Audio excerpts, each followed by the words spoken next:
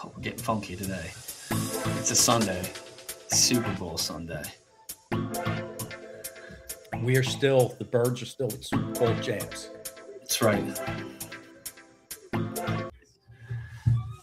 Hello, everybody, and welcome to the OCNJ Local, your podcast for everything happening here in America's greatest family resort. We're your hosts, Dominic Doherty and Drew Fazy. And we are your local guys. That's right, Drew. This is the last time we can say that the Eagles are Super Bowl champions for at least one more season. It sounds like all the turmoil around the team is getting itself straightened out, just as much as everything here in Ocean City is getting itself straightened out. So I have faith in both. Good for you, because when you lose a guy like Jeff Stoutland, and you got two All-Pro offensive linemen saying they're considering retiring. One of them who should consider retirement because, he's one of the greatest of all time, but he's just been plagued with injuries for so long at this point that, you can do it. The other one, though, is still young.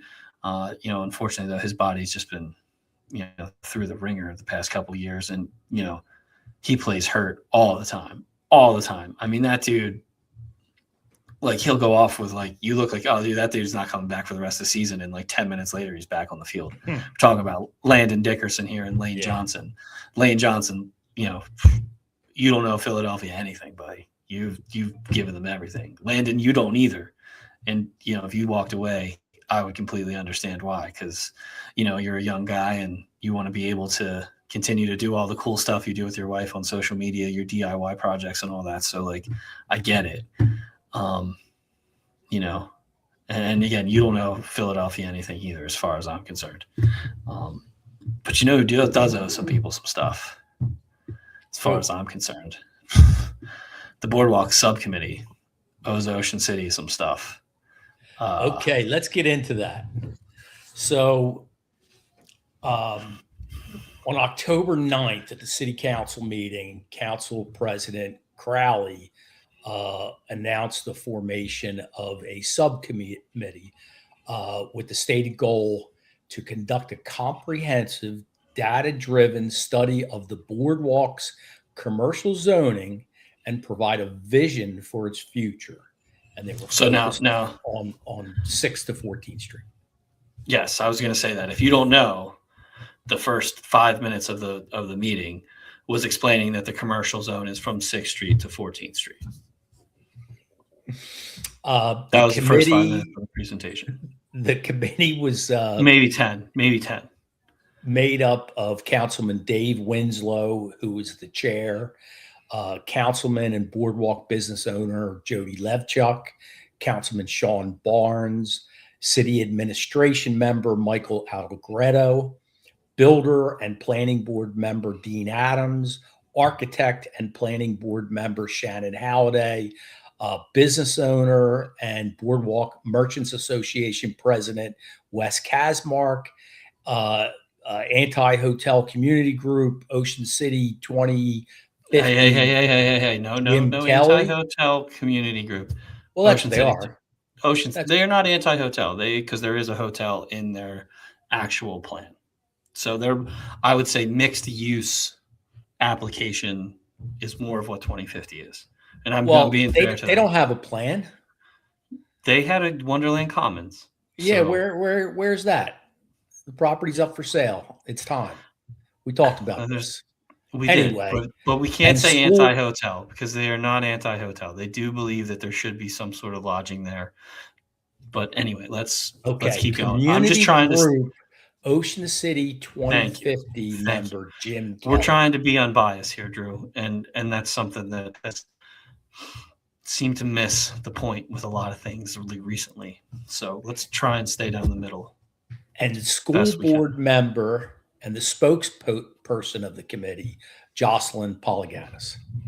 Okay. So the presentation, you and I were both there.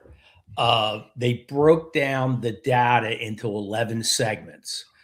They inventoried the boardwalk. They went through the current zoning map and the criteria. They when they did the inventory, there was 168 businesses, 92 of which are food, 51 are retail, and 25 are entertainment. Then they went through the hotel data.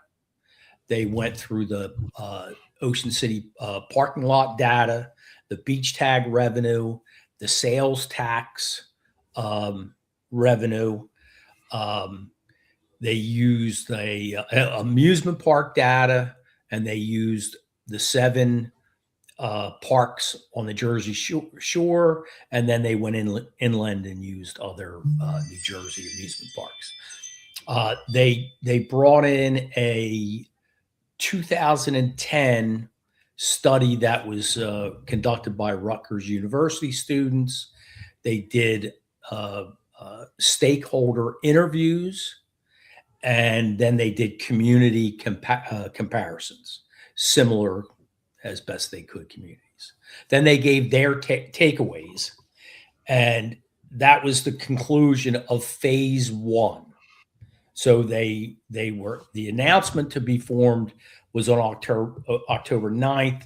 I believe their first meeting was the first week in November, and here the first week of February, they completed and presented phase 1.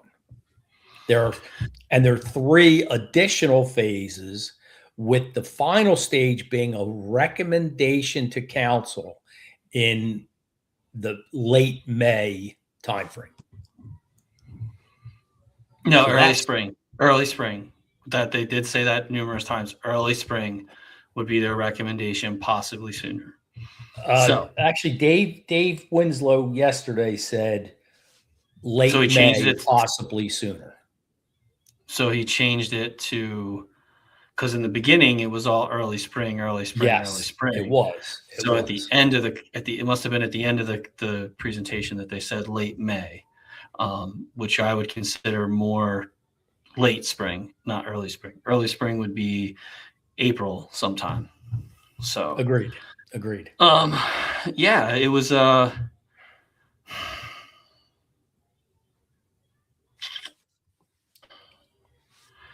I for those of you that know, I'm practicing my 6-second sacred pause here and how I want to frame my feelings towards this presentation.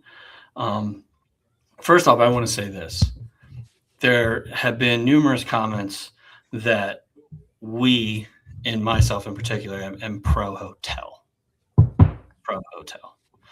And I think there's many frustrating things around this situation and around this property. And I think one of the bigger frustrations that I have is that everything is so polarized. It's hotel, no hotel. Amusements, hotel. My frustration, and I am not pro-hotel, I'm not anti-amusement. I am pro-progress. I'm pro-making a decision and moving forward. All right, so on that point, let me interrupt you just for a second, Dom. On that point, it's now abundantly clear to everyone who is open-minded enough to listen and to learn that while there could be an amusement component to whatever is developed on that property, it becoming an amusement park is never going to happen. I'll say it louder and slower for the people in the back who are not paying attention or don't want to hear it. It's never going to be exclusively an amusement park. That's done. That's over. The coffin is shut. All right. So everybody has to get on that page at this point. You have to, because anybody paying attention and anybody listening knows that clearly. It's never going to be exclusively an amusement park. Wonderland is gone. So, All right, so go ahead, Tom. Again, I'm pro progress and pro moving this forward. As am I. Because you have the largest portion of land on the boardwalk sitting vacant and empty. As a community, business owners, residents, we need to know what's going to happen there. And we need to make a decision about what's going to happen there that can, I agree with the stakeholders in that we have to maintain our identity as a family-friendly community.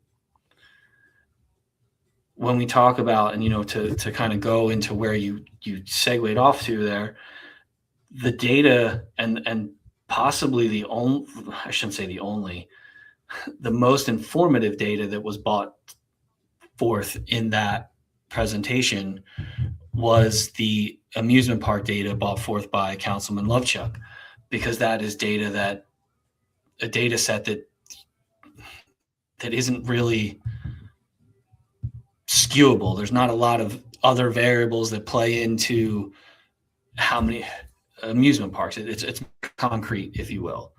And the thing that stuck out to me was that all of these parks are family owned and operated. There's no corporate Six Flags or anything like that trying to come in and open amusements along the Jersey Shore. And the last one opened almost 42 years ago. So let's think about that. If you bought your home in 1984, you'd have a pretty nice little home equity line of credit then right now, you could say. Well, keep in especially mind, if you bought a beachfront home. Yeah. So and keep in mind, as part of that, this committee brought in the executive director of the Northeast Regional, I forget the name of it, Amusement Association. She's been in the job for 20 years, and it's her job, right, to support amusements. And I think she made it pretty clear that this parcel in this state at this time can't work as an amusement park. It will not work. And I think she convinced the committee members of that. So, which is one of the reasons I made my earlier statement. So then there was a lot of other data that was brought forth, like parking lot revenue. And in particular, the parking lot at 5th Street was down 40% from 2024 to 2025. Well, you also had Wonderland closing in 2024. So you saw a massive surge of people down there for the last couple months. And then in 2025, you had no Wonderland, and you also had not the best weather for the month of June. June was awful. And you included the percentage that lot was down. You did not include the percentage that any other lot was down. Overall, the total number of parks were down. Everything was down in parking throughout the city, all over the place. But yet you single out that lot, and how if anything, that just shows you the vacantness and the emptiness of that space needs to be addressed, because you're losing 40% of revenue. Sales tax was up. Yeah, no duh. Everything costs more. So you're going to have a higher sales tax. You brought to the table one weekend in 2025's worth of hotel data. If you can't get data for a whole over a wide set, then use older data. So at least you have a fair comparison. Yeah, there was actually two pieces of there was numbers of hotel rooms and things of that nature. And then the occupancy rates for Memorial Day weekend 2025. Yeah, that probably should not have been included, in my opinion. I'm gonna say this. And then you look at the number of hotel rooms. So I was looking at comparing Ocean City with Cape May. They are roughly between half and 2/3 the size of Ocean City, and yet they have twice as many hotel rooms. That I thought was interesting. I think the biggest thing, and one of the takeaways that I took away from all of this, when you talk about towns that have amusements, because let's try and compare apples to apples, towns that have amusements and towns that don't have amusements. All of the other towns allow alcohol and games of chance.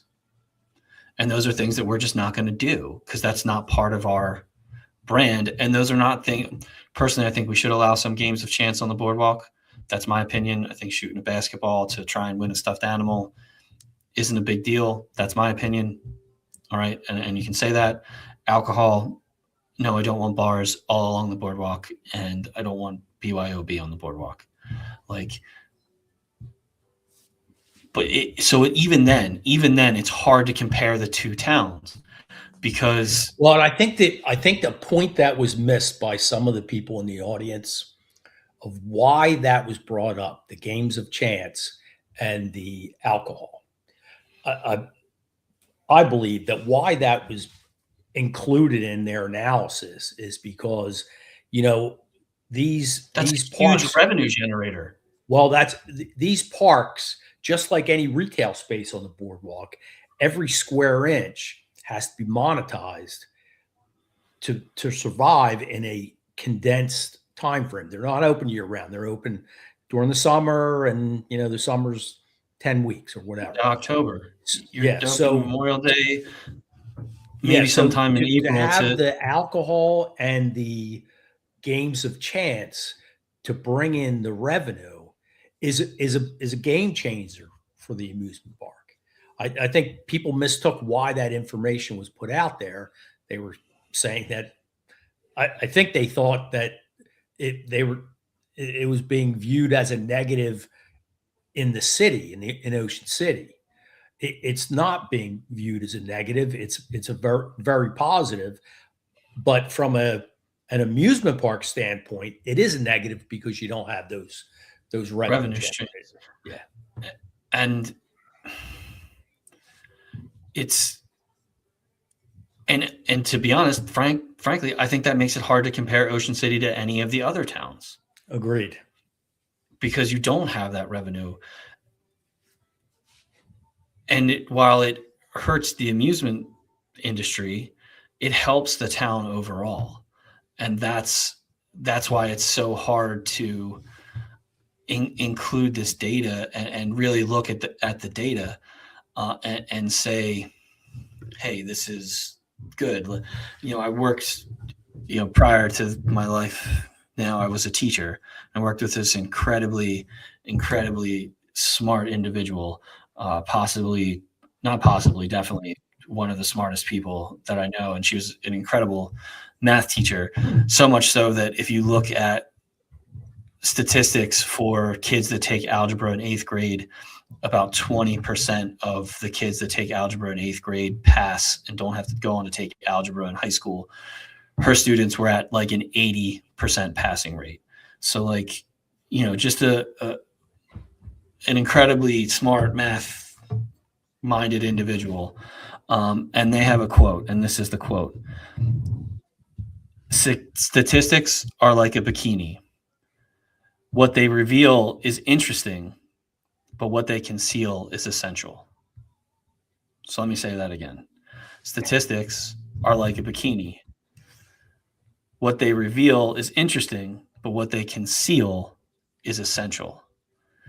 And I think that the subcommittee put on a very nice bikini and had a lot of interesting points made with their flashy bikini and failed really to look at the essential reasons for the interest here. And that I think is that's an interesting perspective, Dom, because one of the things that I noticed was there was virtually no mention of 600 Boardwalk during the presentation.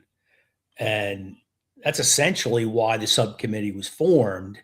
and why everybody was there, yet no Yeah. mention of it. There, very little mention of It's, and this kind of just brings me to the second real frustration and the reason that this episode is called the hot potato. It's because every organization just keeps passing this issue back and forth to itself because nobody wants to make the decision that's going to make some people upset. The mind-blowing thing, though, is that it's all the same people passing it back. You're just passing it to yourself over and over and over again. You said it. 3 of the 7 city council members are on this committee. 2 of them are also on the planning board. Like, one of them. Winslow is on the planning board too, isn't he? No, there's only one council representative on the planning board and the zoning board. So like you just keep passing it, but still but the planning board and the zoning, the subcommittee and the planning board had many similar members in common. There's 3, but but 2 late people. You're still just passing it back and forth and passing it back and forth and not making a decision here. And I feel that what needs to be done what should have been done in the very beginning, and it goes back to some of the reasons why Councilman Barnes and his planning board decision voted no. There should have been some sort of true north established. There should have been some sort of, hey, this is the direction that we're going. Now, the city has a master plan and all that stuff. I don't know where that is in all of this, because that's the one thing I don't hear a lot of people talking about is what's the master plan? What does this look like? Like, maybe I'm missing that. Maybe I missed that whole point. But like, so I think that you're frustrated. You were frustrated before we started, and you're clearly frustrated now. And in talking to people who are not really who are stakeholders, right? In one way or another, and just the public in general, the residents of Ocean City. If you talk to people, I think there is an overall frustration that the park has been closed now for 15, 16, 17 months. And that's a negative in and of itself, having that big property sitting vacant. And you hear from all the merchants on the boardwalk close by there, right? And the parking lot, it's a drain not having any forward progress, right? Because we really haven't, even after the presentation yesterday, we haven't made any real forward progress on 600 Boardwalk, on what's going to happen to that property, right? And I think so. And so that's hot potato, and everybody's frustrated by it. And you want to talk about the master plan. If a master plan review takes several years, okay, the subcommittee are going to finish in May. We're not sure that the current owner is going to be the owner in May. He's made it very clear that he'd like to do what he does, which is build a luxury hotel. He's done a lot of remodels. I get that, but he wants to build a luxury hotel on this parcel, and believes it's a very positive thing for the city, a very positive thing for tourism, a very positive thing for the boardwalk. And yet he's getting all this resistance, And he's to the point where he's saying, look, it's now or never. If you don't do something, I'm walking. And you have these, the conspiracy theorists who will say, oh, he's bluffing. He's trying to manipulate the council. Well, he's got a property down in Wildwood Crest where the same thing happened, and that's sitting vacant. So I don't think the guy's bluffing, and he gives me no reason to believe that he is bluffing. So the question is, are we okay with that property sitting as is for a very long time? Can we accept the worst possible outcome? Is that something we can accept, which is that property sitting vacant for a very long time? Or do we do the unpleasant and make a decision? And I was thinking about it, Dom. I don't know if you were around for this, but this reminds me very much. And I did a little research to jog my memory. So in 1986, the voters of Ocean City put the repealing of the blue laws on a referendum, November 1986, same year that I think Hurricane Gloria hit, if I remember correctly. Anyway, it was controversial. It was contentious, and the proponents, which ironically were the Merchants Association, argued that it was necessary for the local economy. Okay, it was necessary for the local economy to lift the blue laws. The opponents were afraid that it would destroy the feel of the town, the Christian seaside resort atmosphere, and it would lead to the eventual sale of alcohol. Sounds familiar, right? Not exact, but pretty close. So here we are, exactly 40 years later, and the island's okay. We're doing pretty good. There's no alcohol sales.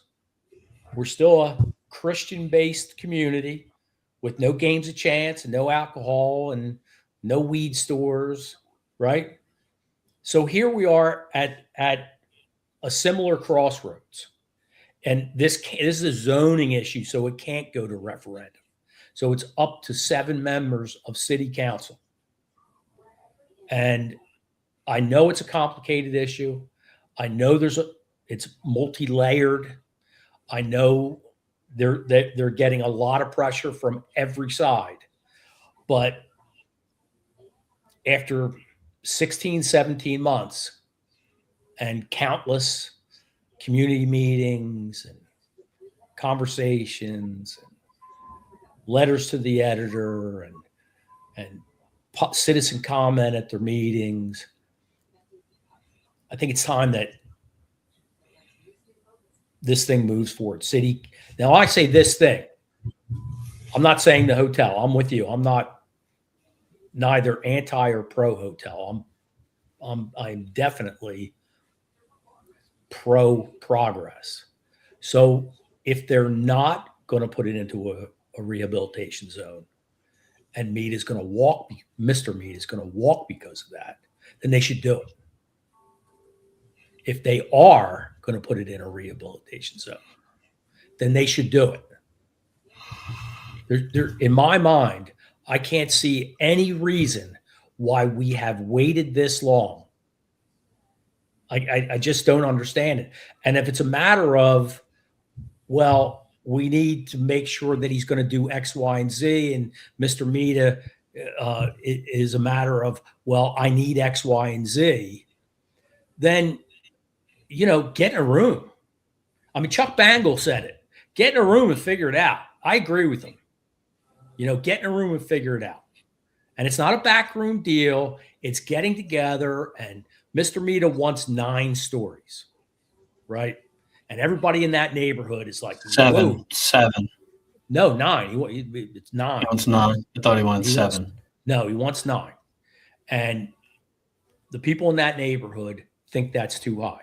And maybe it is. They would like 4. But he's got to build something that's going to survive, right? He's got to have, there is no alcohol sales, so the revenue stream are the rooms. So he's got to have enough rooms to survive. Worst thing that can happen is he can have banquets. He can have rent. Well, I'm not saying but he's not selling alcohol at the banquets either, right? So wait, let me finish. So what could work? Now there's a certain segment of people that won't be happy with anything. But what if he said, the city said, we want 4. And he said, I can't make it work at 4. I need 8. We're not going to allow you 8. How about 6? All right, we'll compromise at 6 or 7 or whatever. Get it done. Or, no, we don't want it. And everybody move on. He sells the property, and then city fights with George Norcross for the next 5 years. That's not a fight. That's a slaughter. Yeah, it would be. We're not the ones that are on the right side of that. Are we willing to accept that? Because that's the outcome. No, I agree with you, and I agree with what Chuck said. Like, there has to be some sort of concession on both sides at this point. Like, there needs to be a clearer picture of what is going to be put there, because right now, the only thing that we've seen is an artist rendering, and it looks beautiful. Don't get me wrong. Let's talk some broad strokes here. Let's look at at a 10,000-foot view. Hey, if you get this, here's what we're willing to concede to. Can you do it with this? Here's this. Can you do it with this? That type of thing. Right. We need an amusement component. It has to be an amusement component. I thought more than X number of stores. I've been thinking about this obviously for a while, and this is my official Dominic Doherty take as to what should be done with that property. I'm on pins and needles waiting for this one, Dom. This is like the city should look at this as Ocean City building a stadium, whereas like Philadelphia or a major city would build a new stadium for their football team. We should look at that. This is what we're going to do here. We're going to build a stadium. We're going to build an anchor not only for the north end of the boardwalk, we're going to build an anchor for our town. Because if we're at this crossroads and we have someone that's willing to put up some cash, a substantial amount of cash, then let's maximize that effort. Why are we trying to put it down or inhibit this? Or looking at this as a negative? We should be saying, hey, how can we build onto this? How can we capitalize on all of this? So I say, this is what I think we should do. And this is my opinion. We allow, and this is going to be a lot like what 2050 had to say, except I'm going to blow it up a little bit more. Because I'll state on the record, I think they had a good solution. I think they did. You allow Mr. Mita to build his hotel on what would be considered the south and the west side of the property. So it would be an L-shaped hotel. And you allow him to gradually increase the height. So in that back corner area, you could have 7 or 8 stories in that back corner. But along the strip or along the sides of the property, if you will, let's say this, on the south side of the property, you can have your high rise, you can have your big portion. Along the back where the neighborhood is, you have to kind of step it down. So maybe you go 4 and 6. So it's not a full high rise in the back. So that neighborhood's still going to get its sun. It's still going to get what it needs. On the bottom floor of the hotel, you have all of your shops and everything. And the So the east and the north and east, the side that faces the boardwalk and the side that faces 6th Street, that's open. And that remains all an area that's open to the public within the hotel property. And he can use that as like the way that Congress Hall uses it in Cape May. He can put a big Christmas tree there. He can have little fire pits for people to come sit around in that area. And you might have some restaurants and some shops on that floor along the boardwalk there. Right? So that's Mr. Mita's portion of it. Here's where the city doubles down. That lot where all the grass, where all the volleyball courts and stuff is right now, we deck that out and we start to build a Santa Monica style pier on 5th Street and extend it out into the ocean. There's no beach at 5th Street. There's never any beach at 5th Street. You're literally dumping millions and millions and millions of dollars of sand onto that beach every 3 years, and every 3 years that's gone. So you build a pier similar to the Santa Monica style pier. So you fill in the area where the volleyball courts is with decking. Keith Hartzell's got a good idea to put a playground there. You put a playground there. You put a band shell. That portion of it where the volleyball courts is would be city controlled, and those would be city type things, free to the people, easy to use, that kind of stuff. Then as you go out into the ocean, that's where you become more privatized. So that's where you can put like the video game center that 2050 talked about, like the technology center, where you can have like esports events, you can have VR, you can have different stuff.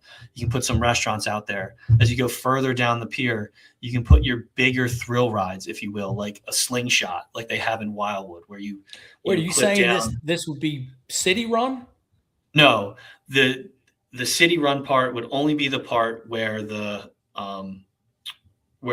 current volleyball courts are. That would be the only city run part. You'd find another investor. So you have Mita to build the hotels, right? You have Mita to build here.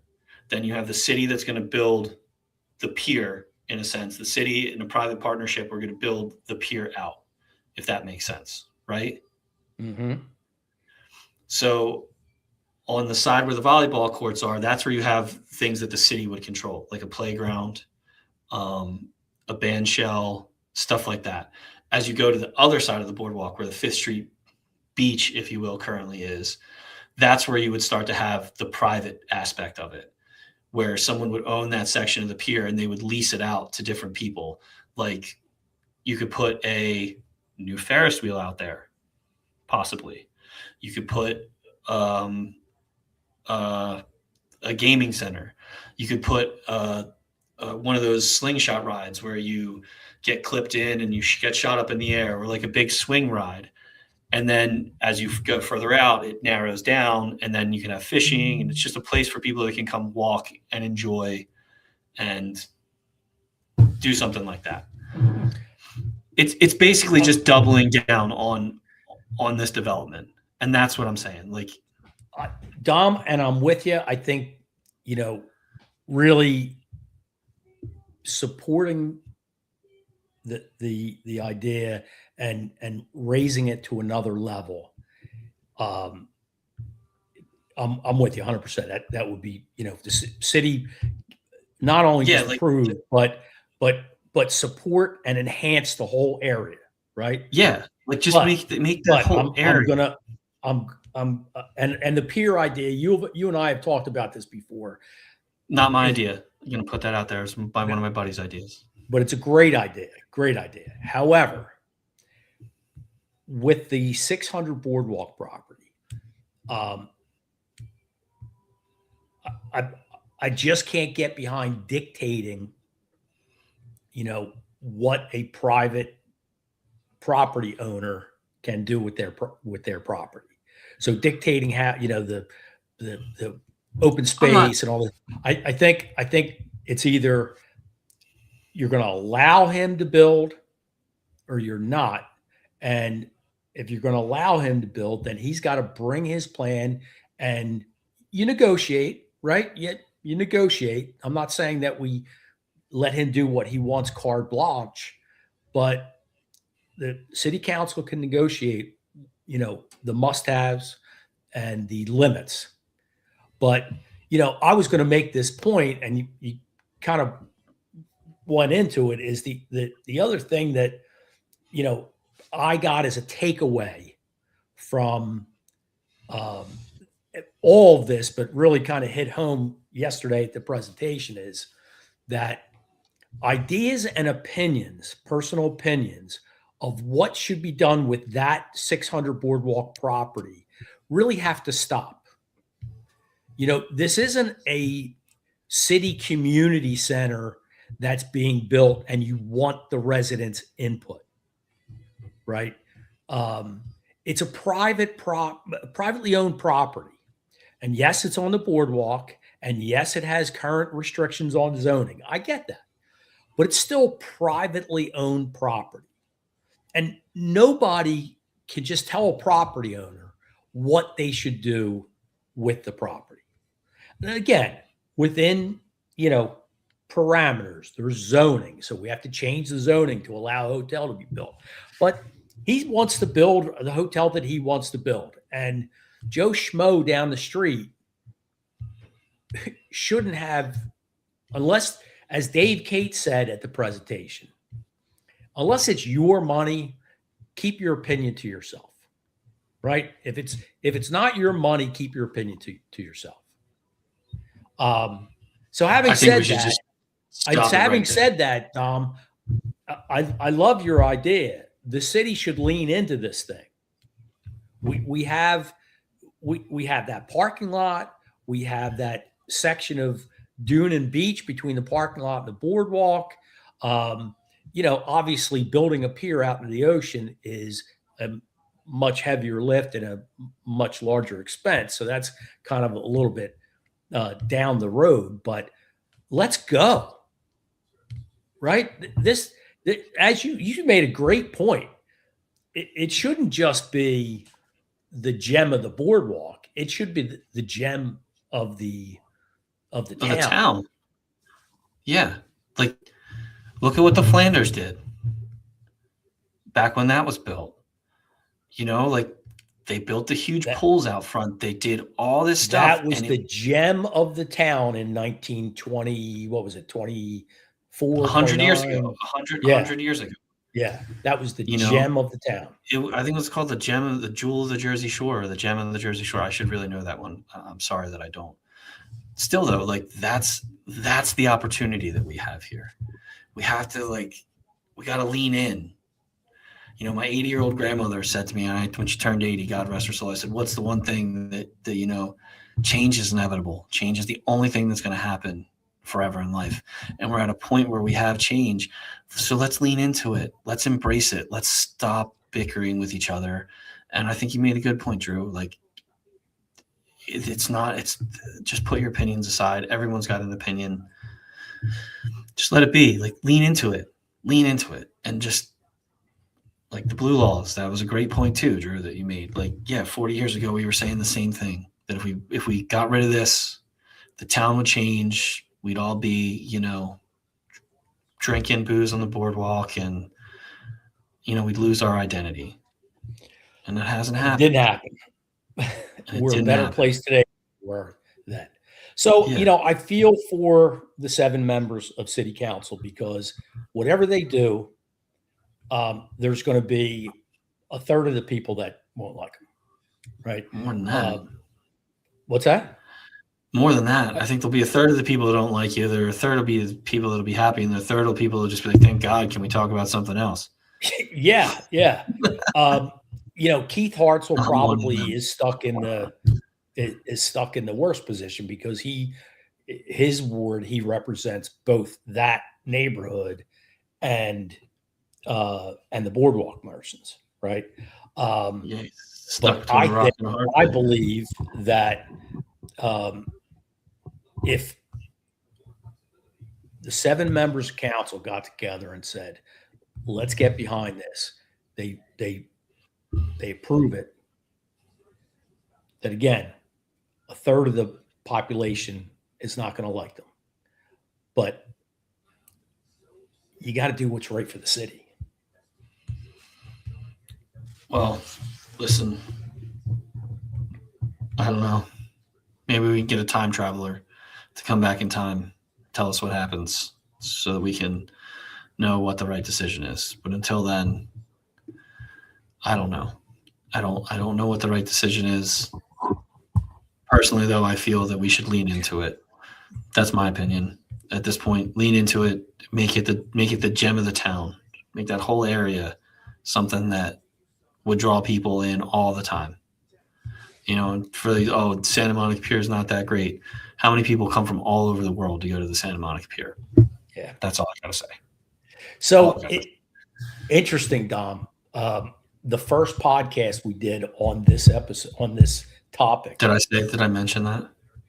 Maybe no. But it was the fall of 2024, I believe. Yeah, fall 2024, when it was before. I think it was before Wonderland actually closed, and you were for the hotel.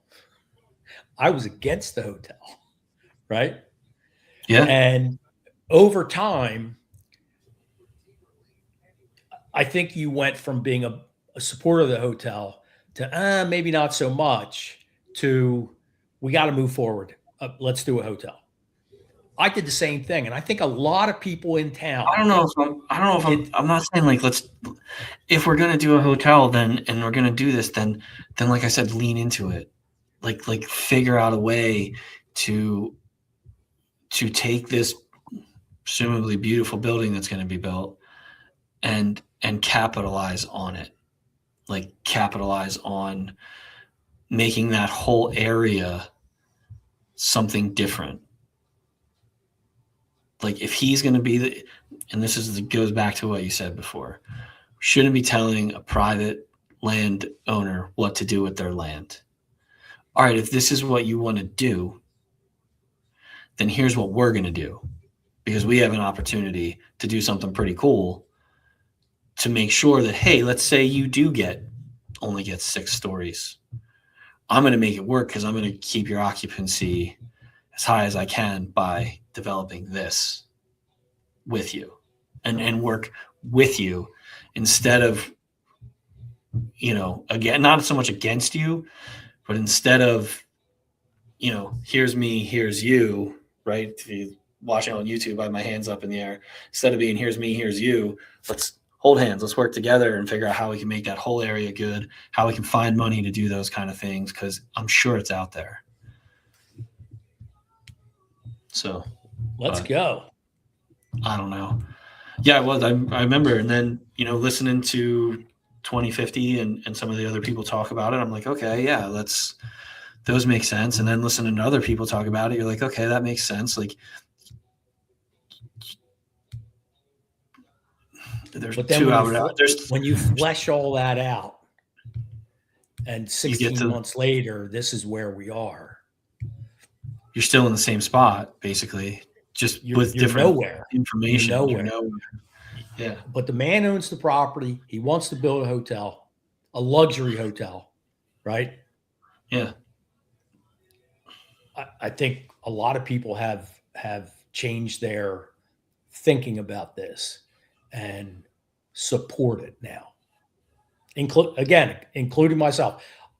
Not necessarily a hotel, but progress is what we really need, and what the frustration is revolving around right now. Yeah, so let's leave it at that. Let's leave it at that. Yeah, I will, because I was going to say bring in a whole nother can of worms, but I'll keep my mouth shut right now. And they weren't bad worms. I was going to bash anybody, but we'll leave it at that. Where 16 months later, the only thing that's changed is our opinions, which really helps everyone. Yeah. All right, everyone. Our thoughts. Thanks for listening to our public therapy session here today. We do appreciate it. We appreciate all your support over the past couple of years. And as this continues to move forward, we'll be here giving you try to be as unbiased as we can at this point. But, it's hard when there's so much at stake, and It is hard. There's so much that still needs to be done, and so much that's still uncertain. So It is hard to be unbiased, and sometimes we fail at that. So because sorry. we are but human people, just like Yes. everyone else. Well, this has been the OCNJ Local, your podcast for everything happening here in America's greatest family resort. We're your hosts, Dominic Doherty and Drew Fazy. And Drew, before we go, the most important thing: who wins the Super Bowl? I'm going Seattle. What's your score? My score is, I hadn't thought about it, to be perfectly honest with you. I'm going to say 28-17. 28-17 Seattle. There you have it, folks. Get on Kalshi. Get on whatever app you use to gamble. I don't know if I'm going to put this out right now, so never mind. We'll be able to hold his feet to the fire tomorrow and see if he got it right. That's on you, because I don't gamble. Neither do I. Yeah. Neither do I. So, all right, everybody. Have a good one. Enjoy this. I hope you enjoyed the Super Bowl, and we'll talk again soon. Peace. Peace.